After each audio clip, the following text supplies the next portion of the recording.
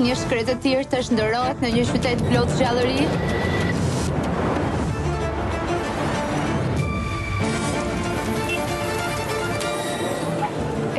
Një qytet që lit lindjen me perëndimin prej shekujsh.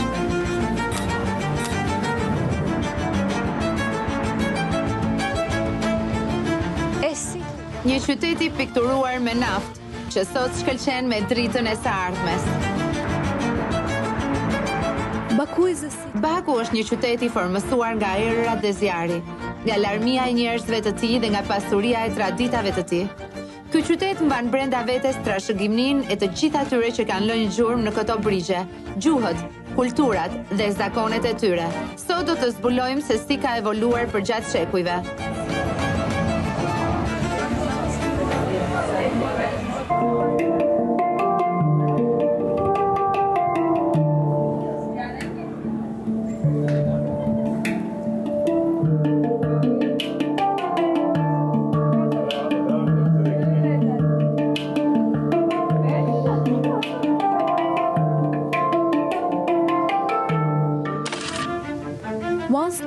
Dikur i quajtur Batikub, qyteti i erërave, Baku ka qenë për herë një qytet në udhkryq, i mbushur plot me tregtar, zejtar, detar, poet dhe piktor e shkrimtar. Dikur qyteti shtrihej vetëm brenda mureve të kalas. Anije tregtare mbushin vijën mbretëtare, sepse Baku ishte një qendër e rëndësishme e rrugës së Mëndafshit, duke lidhur lindjen me perëndimin përmes tregtisë së Mëndafshit, erzave dhe rrëfenjave. Ndërsa tregtarët mbërinin në brigjet e Kaspikut, në Baku u ndërtuan karvansaraje të shumta për t'i pritur ato. Këto karvansaraje mbështetën qarkullimin e tregtisë, të informacionit dhe të njerëzve përgjatë rrugëve të gjera tregtare, duke shërbyer si bujtina, si depo dhe si qendra për zhvillimin e veprimtarisë tregtare. I qeri sheher, që do të thotë qyteti i brendshëm, është një dëshmi magjepsëse e jeshisë mesjetare. Një labirint rrugicash të ngushta e dredha i çon vizitorët pranë xhamive, shtëpive me çati të sheshta, restoranteve komod, hoteleve butik dhe hamameve tradicional, duke krijuar një atmosferë që ndihet njëkohësisht e përjetshme dhe plot me frymën e gjallë të historisë.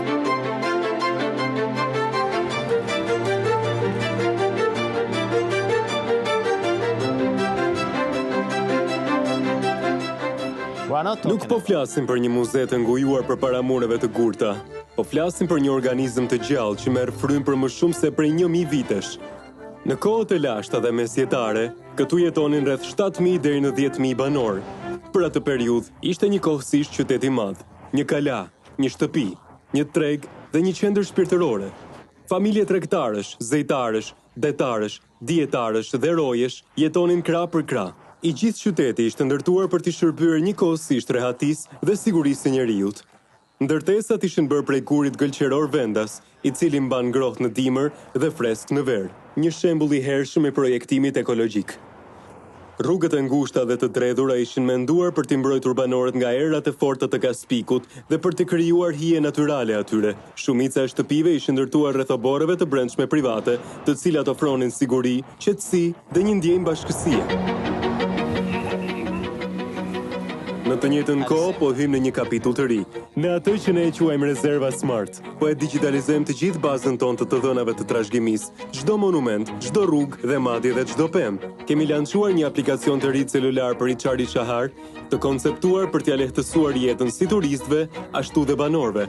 Nëpërmjet këtij aplikacioni, vizitorët mund të gjejnë harta ndërvepruese, informacion për muzet, itinerare ecjeje, njoftime të përditësuara, madje dhe shërbime emergjence dhe aksesi. Për shumë shekuj, peizazhi i Bakus mbeti pothuajse i pandryshuar.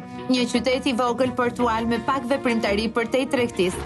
Gjatë kësaj kohe ai ushtri shumë mëtej mureve të kalas, duke u rritur gradualisht në qytetin e gjerë që shohim sot. Ndërsa qyteti mesjetar ishte i kufizuar në një sipërfaqe të fortifikuar prej vetëm 22 hektarësh, Baku i sotëm shtrihet mbi 220.000 hektar, duke pasqyruar sheku i rritjeje, ndryshimi dhe ambicjeje.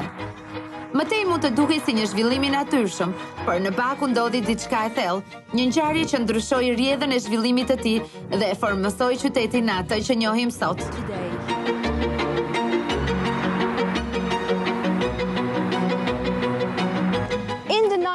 Në shekullin e 19, kur burimi I parë I naftës shpërtheu nga toka, një qytet I vogël portual u shndërrua në një çast në qendrën industriale të Kaukazit. Ndërsa lidhjet me logjistika lulëzuan, njerëzit nuk blidheshin më pranë puseve të ujit si këto. Tashmë uji vinte vetë tek ata.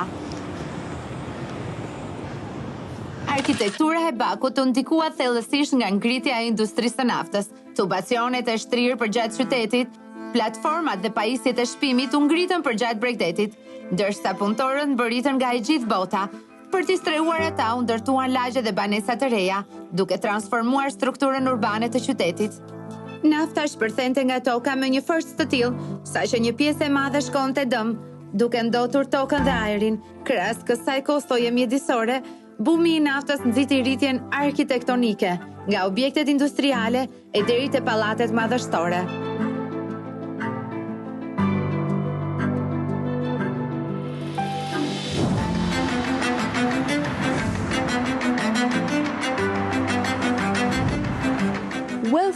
Manjatet e pasur të naftës garonin për të ndërtuar ndërtesat më madhështore dhe ndikimi I arkitekturës cariste luajti gjithashtu një rol të rëndësishëm. Shumë arkitektë europian punuan në stilet neoklasike, rilindjes gjermane e italiane. Këto ndikime u ndërthurën për të krijuar një përzierje unike të arkitekturës europiane dhe orientale në Baku. Ajo ishte koha kur zonat industriale ushtrinë në mbar qytetin, duke çuar në zhvillimin e logjistikës dhe infrastrukturës. Ndërsa Baku rritej, qyteti I përshtatej popullsisë së tij në rritje dhe nga ana tjetër, njerëzit gradualisht e formësuan vetë qytetin.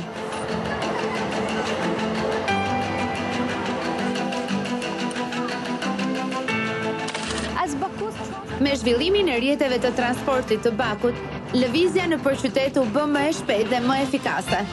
Metroja, në veçanti, transformoi lidhjet duke bashkuar lagjet dhe duke I dhënë energji jetës urbane në çdo stacion të ri. Themelet e infrastrukturës së metros së Bakut u hodhën gjatë periudhës sovjetike, një kapitull që zbuloi një dimension të ri të qytetit. Arkitektura sovjetike qëndron si një urë midis së shkuarës dhe së tashmes, duke shënuar një fazë kalimtare në evolucionin urban të Bakut. Ndërtesat e njëtrajtshme me dritare të thjeshta katrore ishin projektuar për të përmirësuar kushtet e jetesës së klasës punëtore.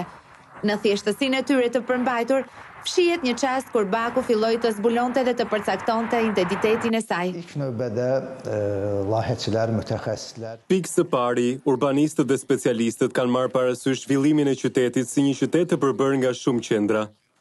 Përveç qendrës historike të konsoliduar të qytetit, plani rregullues I Bakut përcakton disa nënqendra dhe qendra rajonale. Kjo qasje do t'i mundësoj qytetit të rritet në një mënyrë më funksionale dhe të shumanshme. Së dyti, një nga prioritetet kryesore të planit rregullues është eliminimi I hendekut zhvillimor midis qendrës së qytetit dhe periferisë së tij. Për më tepër, kufijtë e zonës qendrore të Bakus janë përcaktuar qartë në planin rregullues. Qyteti tashmë ka hyrë në një epokë post-industriale dhe qasjet e reja ndaj punësimit janë pasqyruar gjithashtu në plan. Baş planda öz əksini tapmışdır.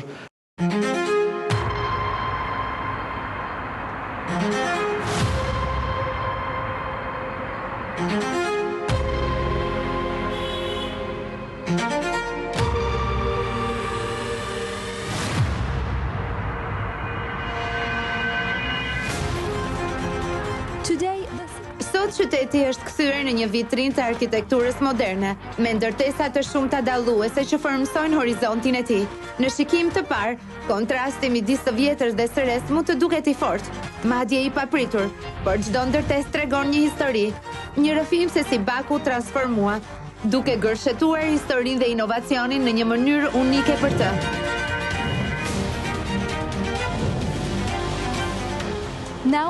Tani ndodhemi në atë pjesë të Bakut që prej kohësh quhet si qyteti I zi. Një emër I lindur nga ndotja e tij me naftë. Faza e fundit e transformimit arkitektonik të Bakut nis pikërisht këtu. Pasi kjo zonë është e rilindur si një hapësirë futuriste, që sot quhet qyteti I bardhë.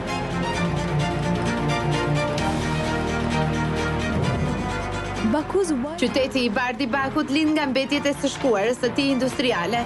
Toka e ndotur nga nafta u gërmua deri në një thellësi prej 8 metrash, ku gjithsej u larguan 1.5 milion metra kub dhe nga zona. Sipërfaqja prej 39 hektarësh u rehabilitua, që atëherë është ndërruar në një hapësirë të gjelbër. Arkitektura moderne e ka riformësuar tërësisht peizazhin, duke e kthyer atë që dikur ishte një shkretëtirë e zhveshur dhe zonë ndotur nga nafta në një parajsë urbane plot gjallëri.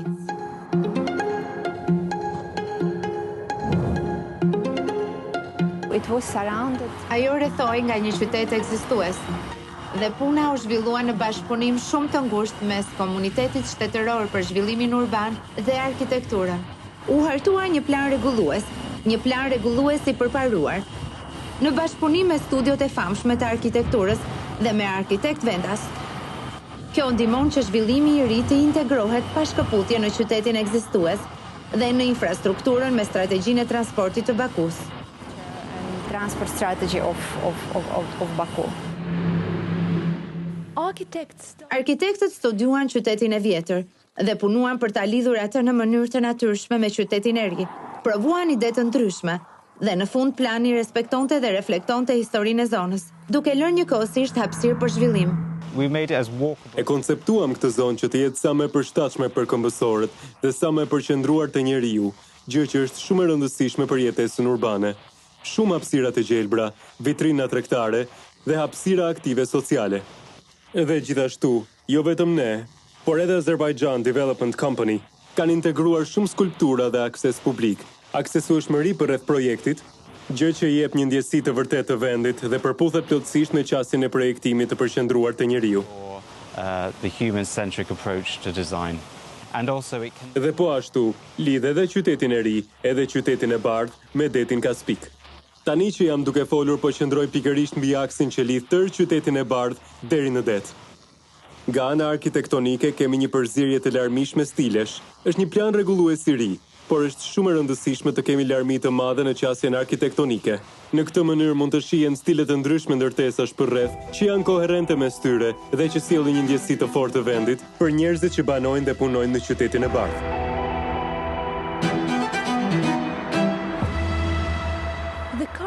Popullsia aktuale e qytetit të bardhë është rreth 50.000 banor. Deri në përfundimin e projektit parashikohet që ky qytet mund të arrijë në rreth 200.000 banor.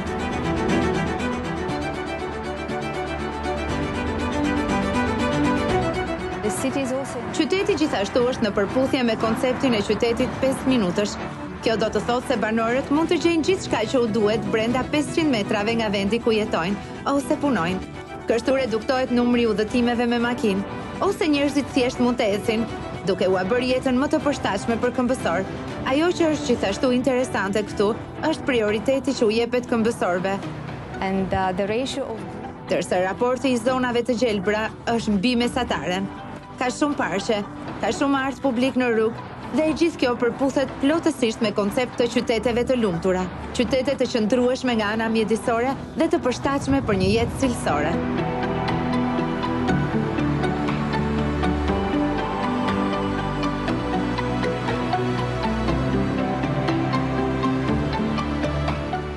Gjelbërimi zë një pjesë të rëndësishme të planit rregullues të qytetit të bardhë, me më shumë parqe të ndërtuara, duke përdorur teknika moderne. Farat janë sjellë nga rajone të ndryshme për të kultivuar kopshte të larmishme, duke shtuar vlerën estetike dhe ekologjike të zonës.